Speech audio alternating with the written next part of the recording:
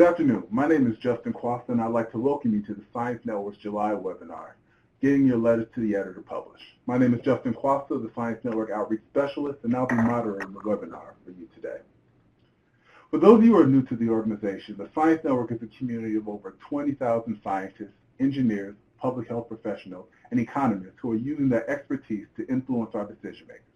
In order to do that, the Science Network provides opportunities for experts like you to advocate for the issues that you care most about. In addition, the Science Network also provides resources like this webinar to help hone your advocacy skills. And the Science Network just doesn't advocate in D.C. on the federal level, but with offices in Cambridge, Chicago, and Oakland, we have opportunities for scientists across the country to get involved. Today's webinar will focus not only on writing a letter to the editor, but will also give you some insight into how editors pick LTEs and eventually get published. In order to do that, we have invited two experts that have years of experience in the newspaper industry. First, from the Union of Concerned Scientists is our West Coast Communications Officer, Abby Figueroa. Abby works with the media to promote Union of Concerned Scientists' work on the Climate, Energy, and Clean Vehicles Programs Initiative, and also campaigns in California, Oregon, and Washington. Prior to joining UCS, Abby worked for media relations for several power and water utilities in California and has previous experience in journalism and bilingual communication. We also have with us Derrick Jackson.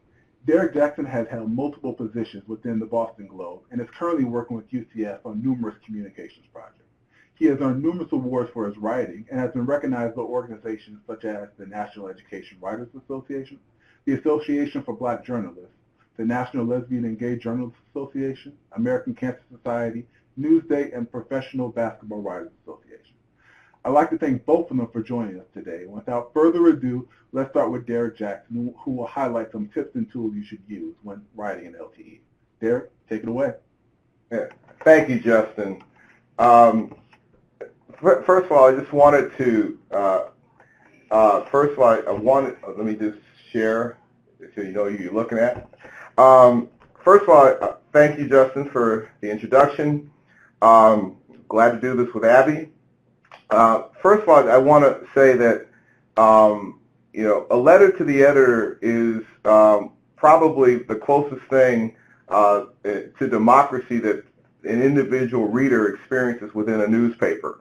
But it comes with a major caveat. It's edited democracy because every newspaper, depending on their style, run anywhere from 3 to 10 letters a day. And so the one thing I kind of want to start off this with some cardinal rules, having sat in the chair of the letter to the editor when subbing for our main person back there for several years at the Boston Globe. The first is even though it's in democracy, it's an edited democracy, and the race still goes to the fastest. And the best way to think of it is you could have the best letter to the editor in the world, but if someone beats you to the punch with something almost as good, sometimes even half as good, and they get in, yours is not going to get in that particular publication. Second, newspapers are hardly the language of scientific journals. Depending on your market, a newspaper's language is between 6th to 8th grade. And editors are editing for a reading level of around 6th to 8th grade, and bigger cities around 8th grade. So if it confuses the editor, then you're not going to get in the paper. So you have to make your writing clear to the editor. Your first audience is that editor at the newspaper or media outlet before it remotely has a chance to get to the public. And so in that respect, expect to be edited. No matter what your position is, you could be the president or CEO of your conservation or scientific organization. You could be paid $100,000, $200,000 or more a year, but you will be edited. and I've had the opportunity, we can discuss later, the experiences of dealing with people who think every word they write is golden, and that is not the case. And the third cardinal rule that I would suggest out, among many, is hold your ammunition.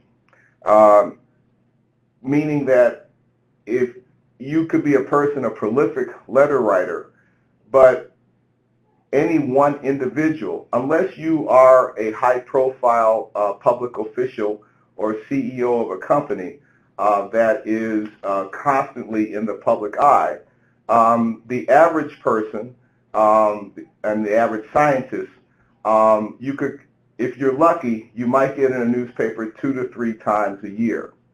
So what I tell people is that, then there are people who think, even though they had just gotten in the paper like a month or even 2 months prior, we actually at the Boston, when I was at the Boston Globe, when a name looked familiar, I would go back and look, when's the last time we published a letter by that person? And in the spirit of democracy, if that person had been in within, say, 3 months or so, that person's letter was not likely to get in the paper, no matter how well it was written. So if you are in a group, if there one strategy I throw out to you, and then before closing this little piece, is that if you're in a consortium of people on a particular topic, particularly a hot button topic, you may want to think about working in tandem so that one of you people are sending out letters with different names in a rotation, and I'll kick it back. All right, thank you. So now we're going to bring on Abby Figueroa. So Abby, would you like to take it away? Thanks. Hi, can you hear me okay? Justin and Derrick? Yeah. Yes, I hear you. Okay, fantastic. Well, hello everyone. Thanks for joining us today. So this is a really exciting topic for me. Letters to the editor, I think, are a great way to get your voice heard and to get a wider audience for your perspective and for your reactions to what's happening in the news cycle. So 3 things you need to remember about a letter to the editor is, 1, it needs to be short. I think one of the biggest mistakes I see is that writers tend to just go too long. So first thing you need to do is make sure that you know the word limit for your publication. Now, generally, I see 150 to about 200 words is the limit, but you should always check with the specific publication. Here where I'm in the West Coast, the San Francisco Chronicle has a limit of 200 words. The LA Times has a limit of 150 words. So I would not send 200 words to the LA Times. I would always stay under that word limit. And I think one thing that editors do appreciate is if you can make it much shorter and pithy and straight to the point, it's better. So just because you have 150 words, it doesn't mean you have to write 149 words. You can always come way under. The second thing a letter should always be is timely. You want to make sure that you are responding to something that's in the news currently. A quick response, like Derrick said, is probably more likely to get published than a really well-written, thoughtful response that comes in 2 weeks later. So if you see something in the news and you want to respond, go right at it immediately that same day, I would say. And if there's something that's not being written about in the newspaper, but you do want to write about it, it's maybe just an issue that's important in the community at the time, know that it may not make it in the paper because typically those letters are responses to what's actually been published in the paper. So you may get in there. You may actually have better luck just pitching your reporter and telling them, hey, here's a topic you should be covering. And then once it gets in the paper, then maybe there's a place for you to submit your perspective. The third thing that a letter to the editor should be is interesting. I think those opinions that are unusual, unusual, interesting, funny, just a different perspective on something that people, than the common wisdom, those are more likely to grab the attention of the editor. So if you have an interesting take on something that's in the news, that's a good topic to explore in your letter. Okay, so let's go over some quick do's and don'ts for your letters. Like I said, know your word limit. Make sure that you have gone on the website, read the requirements. Some publications don't make it easy to find the submission guidelines, so you may have to dig around their websites a little bit. You can always call the newsroom and talk to the editorial assistants and ask them. But it's pretty much all papers will have it on their website. It's just not always very obvious. But do make sure you know your word limit. Make sure you're responding to things that are in the news cycle. If it's very old news, you're probably not going to get published, and that your letter is not going to get published. Remember your audience. This is really important. Your audience is not other fellow scientists. It's actually your first audience is the editor or the editorial assistant or whoever's reading those letters and going through that first stack of letters in the newsroom. Now, their audience is going to be this average person in the community, their reader, who probably they're writing for that 8th grade reading level. So just keep those things in mind. You know, you're not writing to one of your professional colleagues, not even really like necessarily a family member, depending on what your family is like. You're writing for that editor first. Second, good grammar is really important. I'm sorry, not second, fourth. Good grammar is really important. However, I think Derrick will agree that sometimes you can have a really interesting point that wasn't well written and you can still get it into the paper. So we don't recommend that at all. Do mind your grammar. Fifth, form letters. Now, UCS will often send out action alerts to our supporters in our science network, letting you know that there's an issue that's really important and you should write a letter to the editor. And they send you a form letter to personalize. So definitely personalize it as much as you can. I mean, take the spirit of what we've sent you and add your take on it. Twist it to make it, really your own. What happens sometimes is that editors will receive a lot of letters that all sound the same. I think in those cases, none of them are going to get printed. So the more personal you can make it, the better. Number 6, be original. You really want to share some original thoughts and opinions. I recommend that you read the letters page on a regular basis in your local paper that you're interested in getting published in. Get a feel for what kind of topics are being covered, what's the tone and the style. And if you have a different take, then maybe that's a good chance to get in there. Be original. If you're just chiming in, me too, I agree with what everyone else is saying, just less chance of you getting published. And then my one don't is don't waste words. With that really hard word limit, you don't want to waste any words repeating, maybe repeating what the original article was about, or repeating other points that have been made in other letters, or repeating yourself. Just try to get straight to the point. Don't waste any words. 150 words goes by real quick. So there are a few occasions when writing a letter to the editor isn't the right thing to do. For example, if you just have a lot to say, if you cannot keep it under 150 words, then maybe it's time to consider an op-ed submission. That's a commentary that is written. Usually, this varies. It could be anywhere from about 500 to maybe 700 words, depending on the publication. But you may consider that if you really can't get it down to just a paragraph or so, you may be looking at doing a longer submission.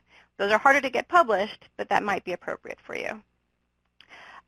Another time when it's not appropriate to write a letter to the editor is if you're asking for a correction or you see something that's factually inaccurate.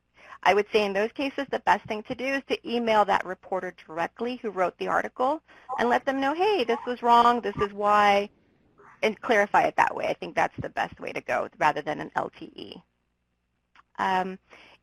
Third, if it's something that isn't being covered by the newspaper, again, like I said earlier, you may be better off just pitching the reporter and saying, hey, this topic is going on, we have this little controversy in my community, or this topic is really important to me and I haven't seen your paper write about it, you might be better off that way than writing an LTE.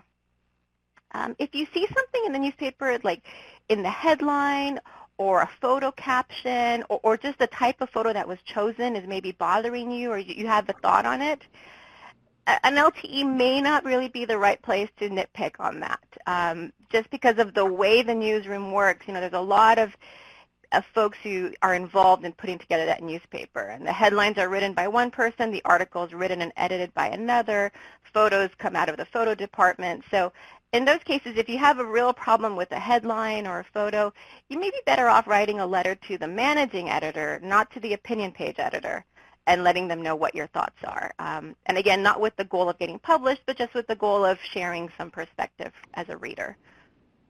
And then the last thing, and I saw this in one of the examples that we had from the submissions from our participants today, is if you're responding to a letter that's from a wire story, so that's, if you're responding to an article that's a wire story, that would be something written by the Associated Press, Reuters, AFP, any of the big wire services. Those are typically, any letter on those are just not really going to get printed in your local publication. Typically, you will see the letters are going to be in response to articles written by the local news staff. So when you read something and you want to respond, make sure you take note. Who's the reporter? Are they a staff reporter or was it a wire story? I think there's less chance, especially at the bigger papers, that you're going to get a letter printed if it's in response to a wire story. So let's actually look at a letter. We had a few submissions. Justin was able to get us a handful of submissions, and we read through them. I picked out a few that I thought had some good things in them, and then some things that could use improvement. So this particular letter was about climate change, and from California, and it had had references to our governor. I was talking about the Trump administration and sort of just the general mood about what's going on around climate change in this country. It clocked in at 188 words, so I was thinking, let's try to make this a little bit shorter. Let's get it under 150. And how would I have made this better, I think, before sending it? And so I would edit it down. I would have cut out some of the beginning that was just sort of introductory text. The sentence that I circled here, to me, that was actually the most interesting thing about this letter. It was somewhat of an unusual opinion that I don't usually hear or read. And I thought, okay, there you go. That's different. That's what I would start off with. And I would cut out a little bit more after that. There's a sentence that I thought was just unnecessary. And then just make it nice and sharp, 137 words. You get straight to the point. And I think something like this has a good chance of getting published. So I would recommend that this writer do consider sending this in. This next one, it's kind of small text here on purpose because I wanted you to see how long it was. So this was a letter written by someone where the writer was sort of critiquing a very paradoxical headline in the newspaper that the writer didn't think was, that made a lot of sense, and the writer wanted to explain it. And I could see how, especially a scientist, would want to sort of clarify this for the readers. But I would say that this letter, well-intentioned, but something like this is not going to get published. First of all, it's too long, 449 words, and it's too short for an op-ed too. So it's kind of in that in-between area.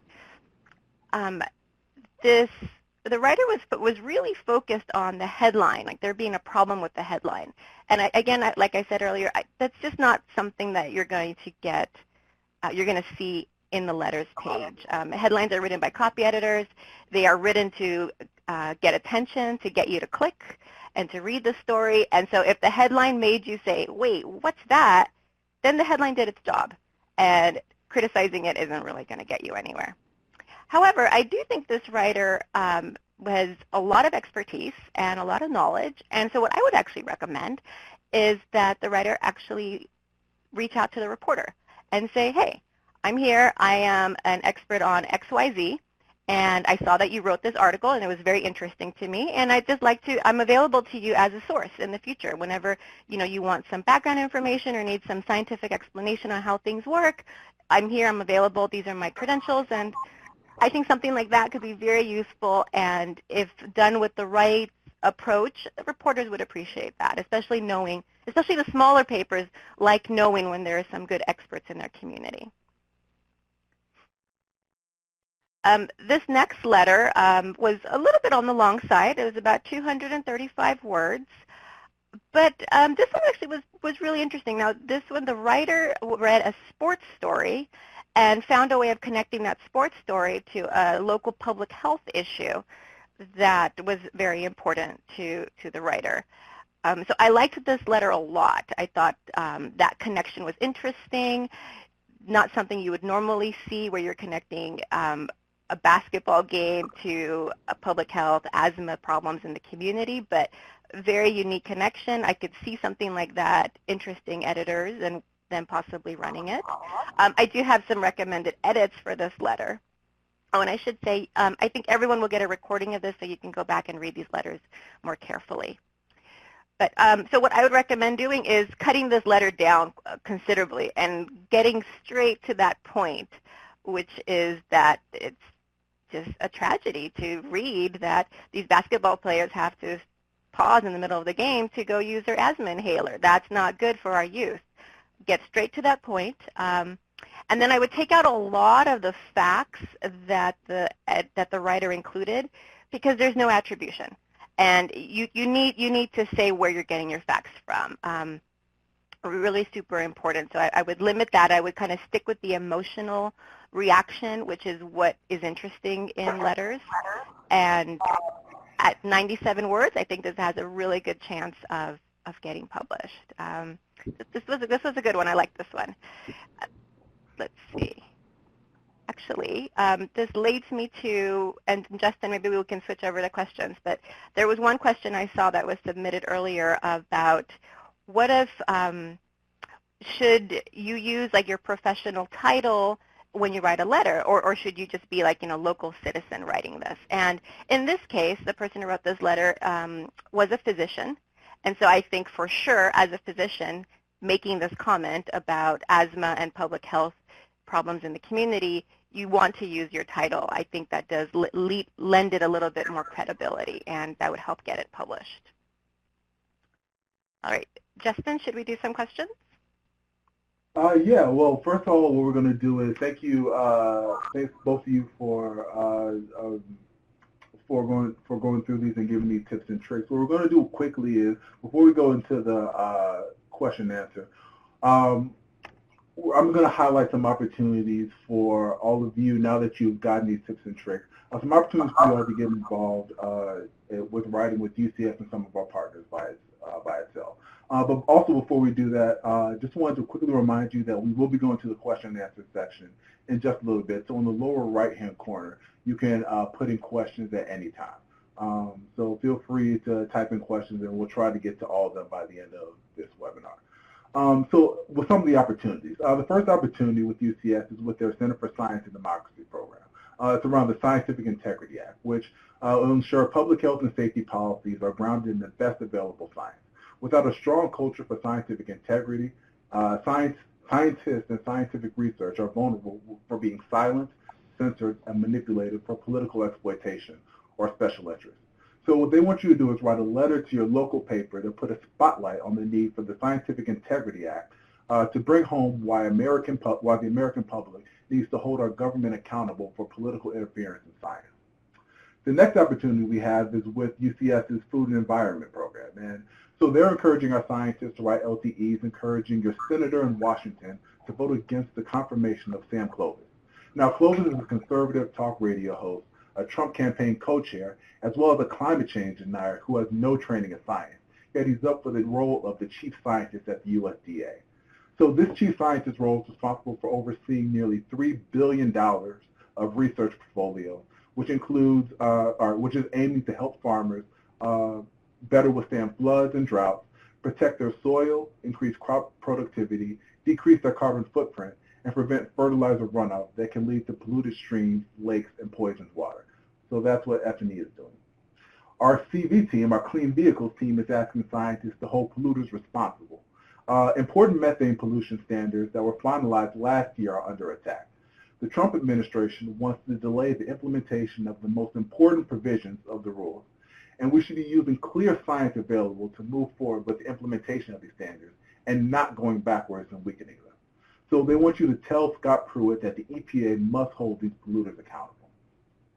And finally, some partners of ours are actually doing a writing campaign, which consists of Rise Stronger, 500 Women Scientists, and ESEP, which is engaging scientists and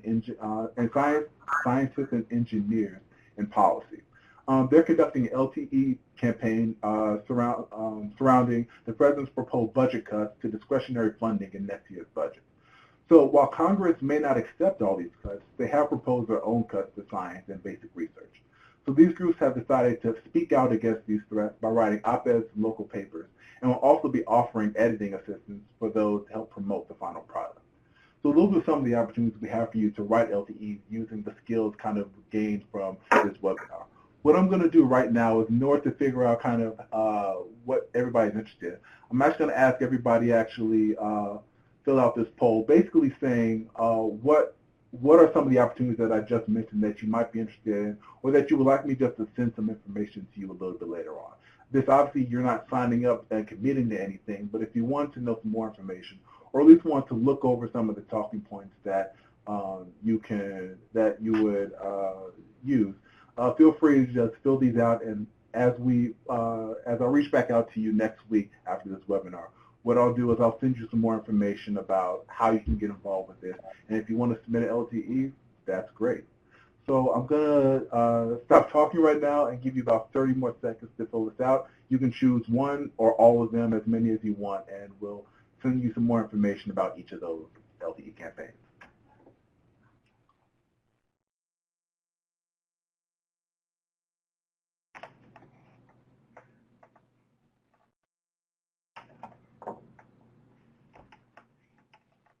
I'll give you all about 15 more seconds.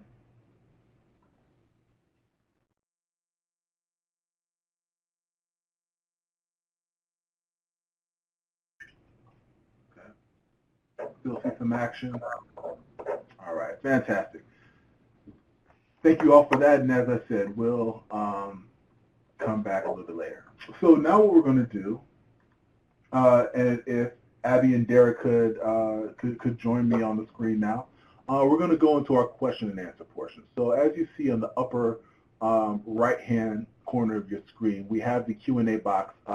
So feel free to send anything in, even though you won't be able to see all the questions being asked. We do see your questions. And so at any point, feel free to send them in, and we'll, between the questions that you submitted a little bit earlier, as well as the questions submitted right now, hopefully, we'll have some really good answers. So Derrick, if you could join us also on the video, we can. Yeah, I'm trying to, I don't see the access prompt. Okay, well, we'll have you there for a second as you work on that. But we can still kind of go on with questions. So the first question we do have is, there we go. Thanks to Savannah. Savannah saved me again. Okay. Great, fantastic. Now that we're all here, the first question we had actually comes from one of the pre-submitted questions, which, I'm sorry, excuse me, actually was submitted one of the questions asked just now, which is basically, Derrick, you asked a little bit earlier, you talked a little bit earlier about kind of having a rotation of people to write an LTE so that if you had more than one LTE to write, that you can kind of build that conversation. Could you go a little bit deeper into kind of the technique or how you should do that, or ways that you've seen where that's been very successful? Yeah. Well, first of all, it's funny you would say that, because I have one of my circle things to share with you is the University of Kansas has a nice toolkit on writing letters to the editor, and one of the things they say is Several people may write letters on the same topic with the same or slightly different points, then submit them a few days apart so the issue stays on the letters page for a period of time. And if you have talented writers in your group, you could have some work on letters to the editor and some try to get an op-ed in the particular newspaper. In terms of my experience, yeah, I definitely have seen this around environmental issues. I see it in Massachusetts. There's a very vigorous movement to block new pipelines and different people. So I'll see the one member of the Sierra Club will write in, and then then I'll see someone write in from, say, another environmental group. Another person will write in from Audubon. I'm sort of making that up. So you could, in some sense, rather than one person hammering away, you can give the editor an impression that there's a lot of people caring about this. Now, smart editors will, in due time, will smoke out a concerted letters campaign, and if letters are too similar, then of course you run into that problem of we've heard that before. But I'm just trying to think. We've had other serious environmental topics in Massachusetts, and I think the thing is Abby made an excellent point of pay attention to what's already been in the paper, and make sure that whatever you're thinking, that you have to have some original thought in there that has not been in the paper. So you have to focus on originality. I think Abby also made a good point about throwing a little humor in there. But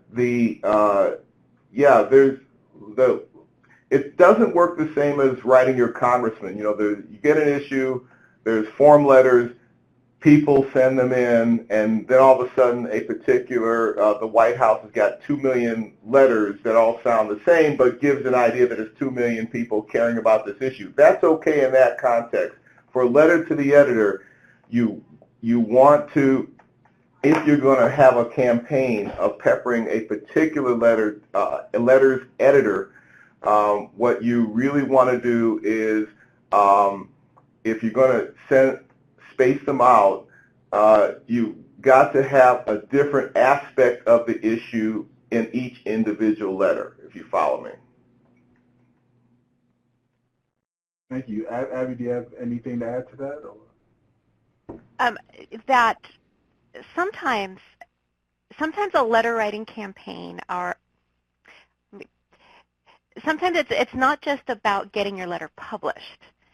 There is some benefit to having a campaign and just letting the editors know that there's an issue that's very important to a large number of people in the community, especially if you want to see more coverage of that issue or less coverage of that issue.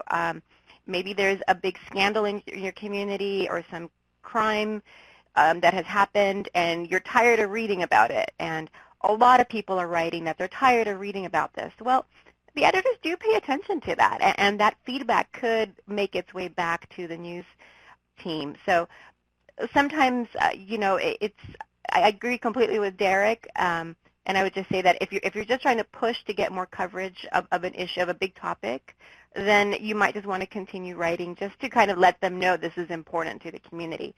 But if it's always coming from the same person, like Derrick says, that's not probably going to be very effective.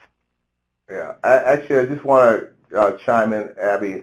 I think if people have complaints about, they want the news side to be aware of a particular issue, or that there's a strong constituency on a particular issue, then you have to have two campaigns, because we have a joke inside that church and state, that the editorial side is the church, news is the state.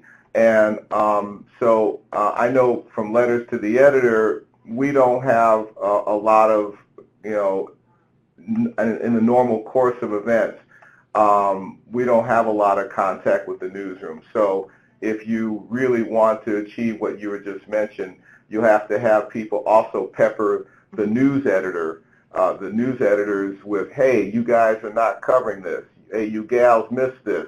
That's a different animal than a letter to the editor, which in theory is commenting on coverage that has just been in the paper. Agree with you completely, yes. We have another question, which Abby, I wonder if you could take.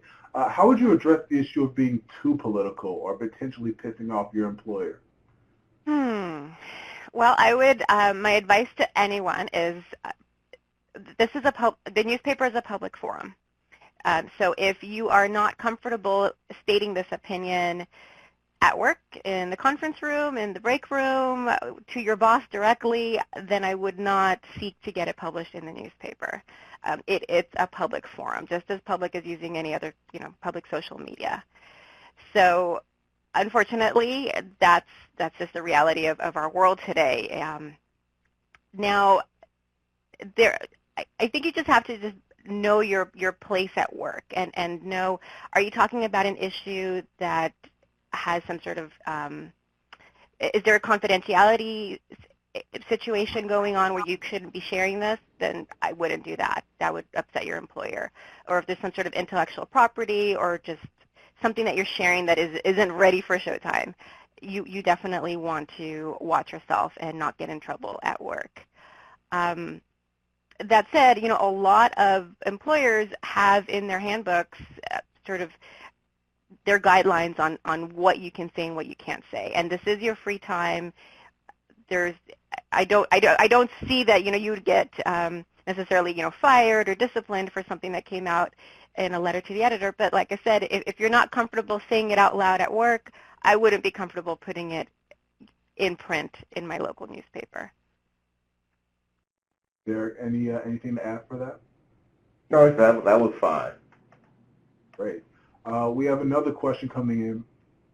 If multiple media outlets are running similar stories on a topic, is it okay to submit similar LTEs to those outlets? Yeah. Okay. Yeah. I would say yes. Yeah. Can you say that one more time? I just want to make sure Sure. So if multiple media outlets are running similar stories on a topic, is it okay to submit similar LTEs to those outlets? Excellent. Now that I understand the question, that's a very important one, because the bigger the newspaper, I'm only speaking about newspapers. I don't know what avenues, if any, exist in television. But because you said media outlets. The letter, if you're submitting a letter to the Boston Globe or the New York Times, the bigger the paper, the more that they want exclusivity. So they will be very angry if you submitted a letter to them and they put it in the queue for acceptance, and then they see it, a letter or something very similar under the same byline in a competing newspaper or even a neighborhood elsewhere in the state. So you really, if you wanted a letter to the editor in a big paper, major metropolitan daily, you have to make that paper, if you're playing honest pool, you have to make that your only attempt for the moment for that letter. That said, people who live in communities where the newspapers are smaller and are part of chains, particularly community newspapers, in many states now, your local community newspaper is much more likely, particularly in online, to be part of a chain such here in Massachusetts. The smaller town newspapers, the weeklies, are part of something called Wicked Local. So if you got a letter into, say, your town's newspaper, it might well show up in many other towns, particularly if it's a statewide issue. So, but the big papers, it's exclusivity. So you do not submit to more than one if you're submitting to the Boston Globe, you don't submit to anybody else. Now, what you can ask, if you want to try to pepper them, if you don't see it running after 2 weeks, or a week and a half or 2 weeks, you can send an email to the editor, are you running it? They may or may not respond because of the workload. I've been there, and I could not respond to everybody. If you get a nay, then you can submit it to somebody else. But it just depends. And if you don't see it after a couple of weeks, you can fairly assume it's not going to run. Yeah, so I agree with Derrick completely on the big newspapers. They want exclusivity, absolutely, especially op-eds for sure. You would never send an op-ed to multiple newspapers at once.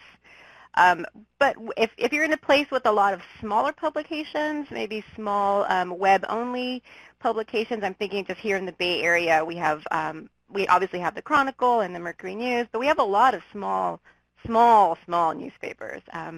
I've been part of letter campaigns where we send very similar letters to these very small publications, but this is not sending it to the Chronicle or the Mercury News. These are tiny weeklies or even monthlies that are out there. So you just have to really know who you're sending it to.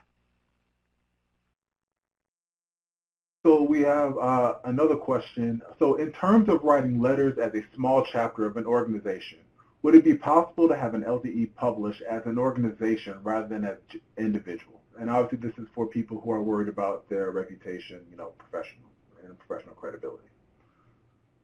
You're still going to want a name on it, right? Yeah. So maybe it's the president of the organization or the CEO of the company. You're going to want a name on it, and I would just. If it's going to be the organization, I'd find the most prominent person who's the leader of that group and put their name on it. I think that probably would be useful. I would not use the name of anyone who's doing marketing or PR or communications for the group, just because that's your job. That's my job. So I would not be writing a letter on behalf of UCS. I work in their communications group. But yeah, definitely you need a name on it. Yeah, and this is a good point too, if it's not obvious enough. The internet era and the Twitter era and all that have made it even more imperative that when you send your letter to the editor, you state your contact information, how people can, at the Boston Globe, we want your email, we want a phone number, we actually want your town and address, although we of course do not publish your address. What we do is we say name. If it's a regular citizen, we publish the name and the town of residence. If it's a CEO, we state the company. If it is and this is particularly germane to scientists, if you are writing a letter based on your learned expertise, then you may have earned a tagline. The writer is a member of the Harvard-Smithsonian Astrophysics Lab. So if you were commenting on Trump budget cuts to space. And so there are sort of 3 levels of ID. In any case, every last letter, there's no longer, if there ever was, there's no such thing as the anonymous letter to the editor. So it's either a private person commenting on coverage in general. If you are part of an organization that has felt wronged by coverage, then your title goes on that. And the one that I mentioned about, like, if you are writing a letter based on your learned craft, then you might be the writer, quote, the writer is a physician at Brigham and Women's Hospital, or if it's a sports issue and you're an agent, so-and-so is a sports agent for many ball players. And one more add-on, I know I've heard from a few editors in the past 6 months that since the election, the opinion editors have been absolutely overwhelmed with the number of letters that have been coming in about the election, political issues. So I've been told by multiple editors that they are only taking letters from local residents at this point. So if you're writing to the Salem Statesman Journal in Oregon, you need to be from Salem. Or if you're writing to Berkeley side, you need to be from Berkeley. So the town you're from does matter. This wasn't quite like, they weren't that strict about this maybe a year or two ago, but right now we are seeing a lot of interaction with our local newspapers. So if it's your local town paper, better chance of you getting in it. Yeah, and that's also a very good point for just any advocacy in general, where we see that on the political side, where if you're not from the district of the representative you're trying to reach out to, yes. They're not going to take too much to it. So, in both writing advocacy as well as in-person advocacy, I think it's very important to make sure you're from the space. That you're talking as a resident. Yeah, I will third that. Particularly if it's an environmental or scientific issue that, let me go back the other way. Abby was referring to national issues. If you have, say, an issue in your town that, let's say, your town reverses a commitment to solar power, the editor is going to want any letters of complaint or outrage will be much more appreciated if they are local letters. Even if it's the same state, a letter from 200 miles away is not likely to get in. Very interesting letter, and something that we hear a lot with all the types of different advocacy that we do here at UCS.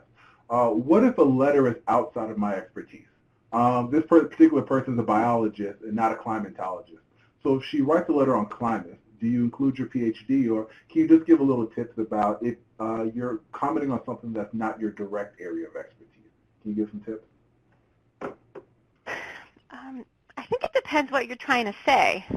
I mean, what's your opinion? I mean, I am not a biologist or a climatologist, but I would easily could read a story in the Mercury News on climate and have a valid opinion that could make it into the letters section. I think it really depends. Now, the PhD, I think, does signal, if you're a scientist, I think that you could work that into your letter. You could say, as a scientist, et cetera, et cetera, et cetera. And that might be useful. What do you think, Derrick? Well, as a former columnist who was a pontificator of many things and an expert on none, it's a little follow to what you just said. The bottom line is what you're saying and how you're saying it. If you are responding in an original way to some particular outrage or particular celebration of something that could have been written regardless of expertise, that falls in the realm of everyday citizen. It all depends on if you're writing. Yes, if you, just because you have X credentials, that does not preclude you from writing about anything in the world, as long as you say it in an original, pithy, snappy, and timely way. Great. So one more question. Some of our readers want a little bit more clarity around kind of the difference between an op-ed and an LTE, an op-ed and an LTE. So I was wondering if you all could just really quick go back. Let me get the actual question. Can you give us some more insight on the op-ed process and what subject material would be better for an op-ed?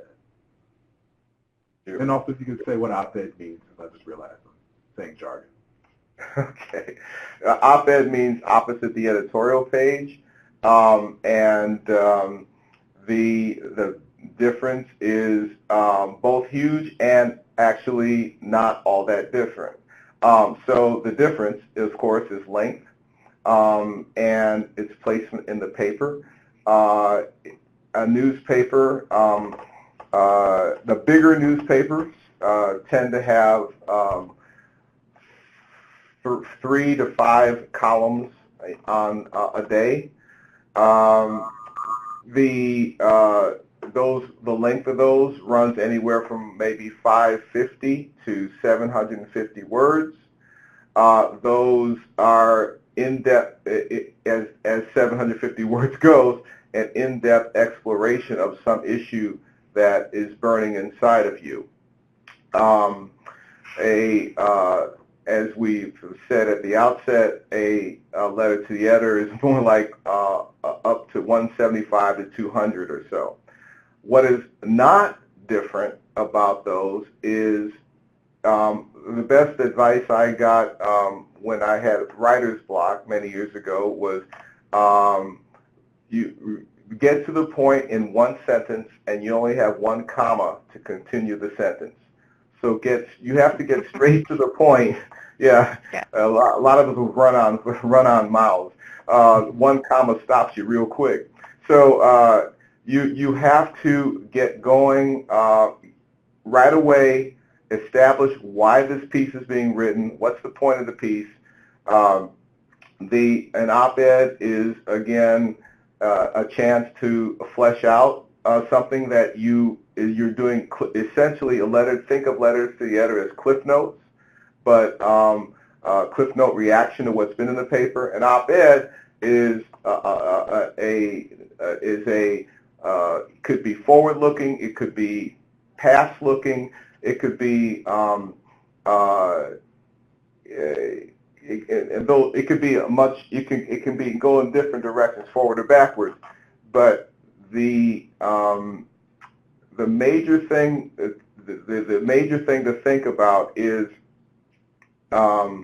if you can't corral yourself in 200, try for an op-ed. But please be forewarned that op-ed publication is even harder than letters to the editor, which will require another webinar session.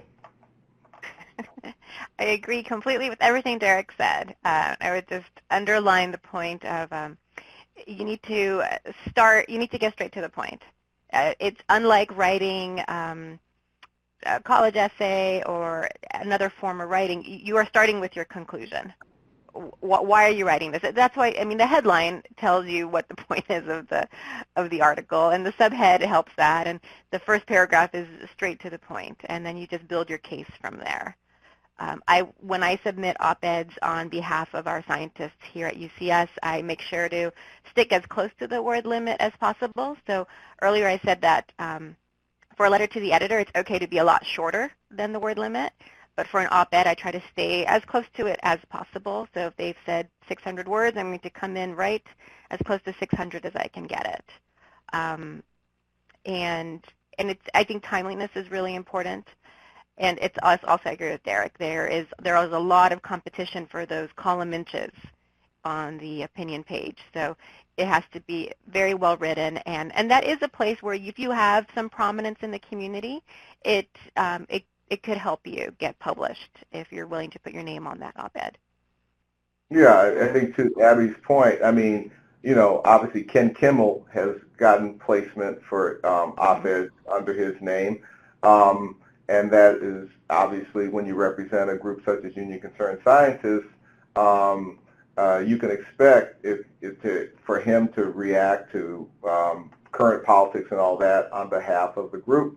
For the average, someone who does not have that stature,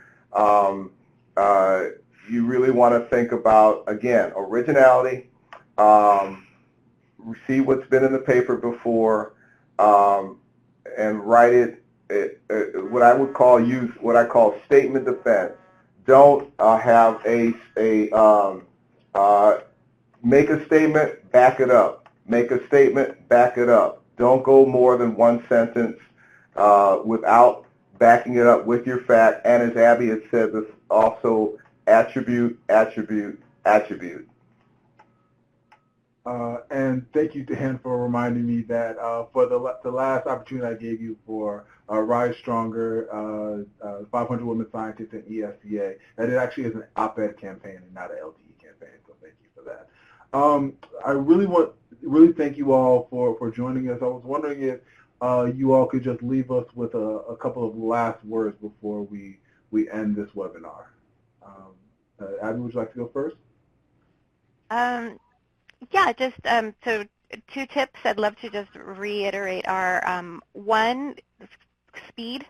Get in there quickly. I worked with one of our analysts here on a, he's on op-ed in a Southern California newspaper on an issue that he's been working on freight and air pollution, and it was an opinion that he was very much opposed to, and it's come contrary to what UCS believes and what he's been working on, and he wanted to write a letter to the editor. Now, this was a Friday morning before a holiday weekend when he saw the op-ed, and he brought it to my attention, and he said, what do you think? Can we submit something next week when I get back on Tuesday? And I said, I know you're on your way to the airport. It's a holiday weekend, but if we have a chance to get this in, it has to be today.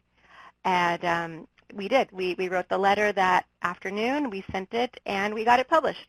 And it was a good thing. We got it published on Monday. And because, and this is my second tip, because that publication is part of a bigger newspaper chain, it got published in 2 different newspapers. So that's also a good thing to be aware of. If your community newspaper belongs to a chain of newspapers, that could help amplify the reach of your message. So 2 things to pay attention to in your community. Yeah, thank you. Derrick? I probably did my best one, which is a 1 sentence, 1 comma. The 2 others are active verbs.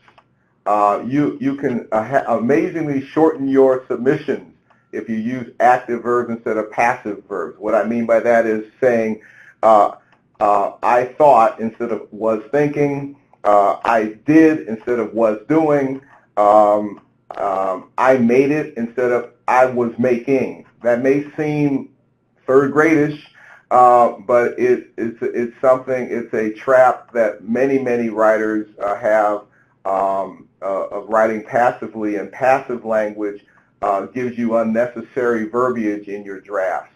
So that's that. And then the final is a little bit amplification of something at the top of this webinar, which is in the case of letters to the editor, if you're writing a book, the tortoise can get a book award. In the case of letter to the editor, the rabbit wins. All right, I love thank that. you guys, and I really appreciate it. So once again, just wanted to remind all of you all of the opportunities that we have as it comes up. Sorry, there we go. So that's all the time we have for today, but make sure to check out the resources below relating to the writing opportunities mentioned earlier. And next week you should receive an email from me, which will have a recording of this webinar where you can also access the links that you see actually at the bottom. I'd like to thank Abby and Derrick for joining us today and sharing their insights into writing LTEs. I'd also like to thank my Science Network team, Shreya, Danielle, and Melissa, which you see above, who have worked behind the scenes to make sure this ran very smoothly. Also thanks to Juan, Katie, and Savannah for all their help behind the scenes too, with promotion and getting all the computers ready. And finally, I'd like to thank you, the audience, as well, for committing to advocate for science. And hopefully we'll see some of your LTEs published soon. Thanks a lot. Hope you all have a great afternoon, and go out there and do some writing. Thanks a lot.